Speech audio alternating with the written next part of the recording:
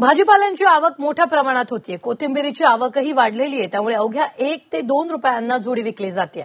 कोथिंबीर उत्पादक शेतकरी हवालदिल झालाय. 1 एकर कोथिंबीरीसाठी 30 ते 35 हजार रुपयांचा खर्च करून पहिल्यांदा कोथिंबीर विकून अवघे 3,500 रुपये हातात आल्यानं संतप्त झालेल्या राजापूर येथील राजेंद्र देवराम वाघ या शेतकऱ्यानं आपला 1 एकर कोथिंबीरीवर नांगर फिरवलेला. सध्या राज्यामध्ये भाजीपाल्याचे दर हे प्रचंड कोसळलेले आहे. यामुळे भाजीपाला उत्पादक शेतकरी चिंतेमध्ये आहे. अशातच येवला तालुक्यातल्या राजापूर येथील राजेंद्र देवराम वाघ या कोथिंबीर उत्पादक शेतकऱ्यांना आपल्या 1 एकर कोथिंबीरवर नांगर फिरवला आहे. आपण पाहू शकतो, आपण या शेतकऱ्याच्या कोथिंबीरीच्या शेतामध्ये आहेत. या शेतकऱ्यानं 1 एकर कोथिंबीरचं पूर्ण क्षेत्र उपटून नांगरून नष्ट केलेलं आहे. या शेतकऱ्यानं हे टोकाचं पाऊल का उचललं हे जाणून घेण्यासाठी आपण त्यांच्या शेतावरती आलो. 1 एकर कोथिंबीर केली, माझा 40,000 रुपये खर्च झाला. मी जी कोथिंबीर उपटून मनमाड आणली त्यावेळेस तिचे भाव 1 रुपया 2 रुपये जुडीने मारायला लागले. मला तो खर्च भेटला नाही, त्याच्यामुळे मी ती गाडी डायरेक्ट खाली करून दिली. न 1 रुपया घेता खाली करून दिली. राग वैतागानं घरी आलो आणि ट्रॅक्टर गाळा घालून डायरेक्ट 1 एकर कोथिंबीर डायरेक्ट नांगरून नष्ट करून टाकली. टेन्शन मध्ये आलो आणि सरकारला माझी एकच विनंती आहे की सरकार संपूर्ण कर्ज माफ करावं आणि शेतकऱ्याला आत्महत्या करण्याची वेळ याच्यामुळेच येते की खर्च जास्त होतो, उत्पन्न कमी होतं. त्याच्यामुळे शेतकऱ्याला आत्महत्या करायला कारणीभूत सरकारच ठरतं. Sudarshan Killare, Zee media, Yeola. साताऱ्यातील परळी शेतकऱ्यांना वन्य प्राण्यांचा त्रास सहन करावा लागतोय. ऊस आणि ज्वारीची उभी पिकं रानडुकराची कळप फस्त करतायत. त्यामुळे शेतकऱ्यांचं मोठं नुकसान होतंय. यासाठी वन विभागाकडे रानडुकरांचा बंदोबस्त करण्याची मागणी करण्यात आली आहे. याबाबत शेतकऱ्यांशी बातचीत केली आमचे प्रतिनिधी तुषार तपासे यांनी. परळी खोऱ्यामध्ये मोठ्या प्रमाणात ज्वारीचं पीक घेतलं जातं, पण या ठिकाणी खरं तर रानडुकरांचा प्रचंड त्रास शेतकऱ्यांना होतोय. तुम्ही पाहू शकता, उभी पिकं ही रानडुकरांकडून फस्त केली जात आहेत. मोठे एवढी आता मोठं झालेलं पीक सुद्धा डोळ्यासमोर हे पूर्ण खाल्लं जात आहे. आणि याच्याबाबत प्रशासनाकडून खरं तर वन विभागाकडे अनेक वेळा तक्रारी करून सुद्धा कोणताही बंदोबस्त त्यांचा होत नाहीये. दादा, काय तुमच्या गावाच्या ज्वारीच्या याचं काय नेमकं नुकसान झालंय? डुकरांना नुकसान केलंय ते आता बघून आम्हाला. आम्ही पाणी बिणी पाचतोय, कष्ट करतोय, पण याच्यावर काय बाकीचे शासन काय निर्णय घेत नाही. शेतामध्ये जे डुकरांनी नुकसान केलेलं आहे वेळोवेळी प्रशासनाला आम्ही दखल खबर पत्राद्वारे माहिती दिली असताना सुद्धा प्रशासनाने याच्यावरती दखल घेतलेली नाही. त्याचबरोबर दुसरं सांगायचं म्हणलं तर आज हे संध्याकाळची लाईट येते, वीज पुरवठा एमईसीबी सुद्धा आम्हाला संध्याकाळची लाईट देते. तर असा विषय होतो की आज वन्य प्राणी डुक्कर असून द्या, परत बिबट्या असून द्या, याला घाबरून लोक कंटाळून सुद्धा शेतामध्ये येऊन पाणी वगैरे पाजत असतात. कुठेतरी यांचा बंदोबस्त करण्यासाठी वन विभागानं लक्ष देण्याची मागणी ग्रामस्थांकडून होताना दिसतीये. व्हिडिओ जर्नलिस्ट अनुराग दिवरसह तुषार तपासे, झी मीडिया, सातारा. आफ्रिकेच्या मलावी इथला केंट आंबा पहिल्यांदाच नवी मुंबईत बाजारात दाखल झालाय. पुढच्या 20 दिवसात ग्राहकांसाठी हा आंबा उपलब्ध होणार आहे.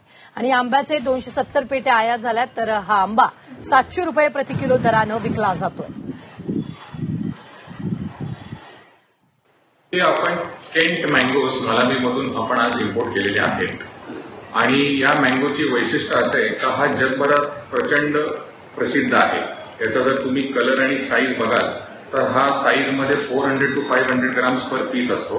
आणि याला फायबरलेस असल्यामुळे याचा टेक्स्चर एकदम स्मूथ आहे.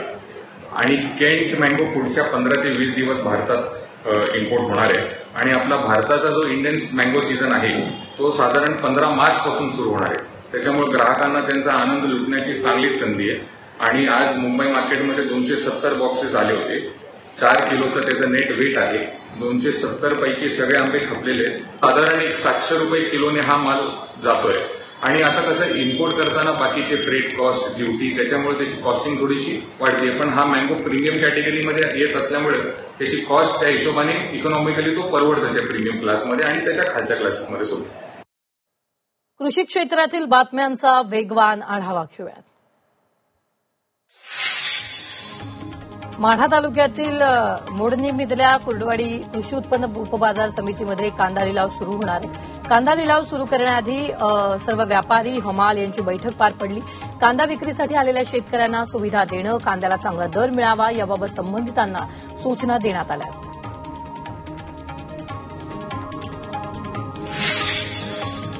नवी मुंबईतील एपीएमसी मार्केटमध्ये लसणाचे दर 50 रुपयांनी घसरले. त्यामुळे नवीन लसूण 150 रुपये किलो विकला जातोय, तर जुना लसूण 200 ते 250 रुपये किलो विकला जातोय. त्यामुळे गृहिणींना दिलासा मिळणार.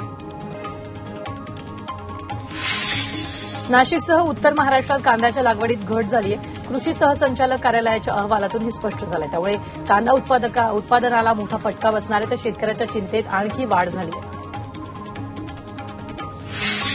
पुण्याच्या जुन्नरमध्ये मेथीचे बाजारभाव घटल्यानं शेतकऱ्यांनं मेथीच्या पिकात मेंढ्या सोडल्यात. मेथी पीक काढणीचा आणि बाजारात नेण्याचा खर्चही वसूल होत नसल्यानं शेतकरी आर्थिक संकटात सापडलाय. त्यामुळे वैतागलेल्या शेतकऱ्यानं नाईलाजास्तव मेथीच्या पिकात मेंढ्या सोडल्या. हिंगोली जिल्ह्यातील शेतकऱ्यांनी रब्बी हंगामात हरभरा पिकाची लागवड केली. मात्र वातावरणातील बदलामुळे हरभरा पिकावर मर रोगाचा प्रादुर्भाव होऊ लागलाय. त्यामुळे हरभरा पीक वाळून जात आहे. त्यामुळे शेतकरी चिंतेत सापडलाय. कृषी विभागानं मार्गदर्शन करण्याची गरज निर्माण झाली आहे. ठाण्यातील शहापूरमध्ये शेतकरी भात खरेदीच्या प्रतीक्षेत आहे. सातबारा ऑनलाईन करून ही खरेदी होत नसल्यानं शेतकरी त्रस्त झाला. त्यामुळे आदिवासी विकास महामंडळाकडे भात खरेदी केंद्र सुरू करण्याची मागणी शेतकऱ्यांनी केली. मुख्यमंत्री देवेंद्र फडणवीस यांच्या हस्ते धाराशिव जिल्ह्यातील नारंगवाडीत सौर ऊर्जा प्रकल्पाचं लोकार्पण करण्यात आलं. हा जिल्ह्यातील दुसरा सौर प्रकल्प आहे. मुख्यमंत्री सौर कृषी वाहिनी प्रकल्प 2.0 अंतर्गत सुरू झालेल्या या प्रकल्पामुळे शेतकऱ्यांना दिवसा वीज उपलब्ध होऊन लाभ होणार आहे.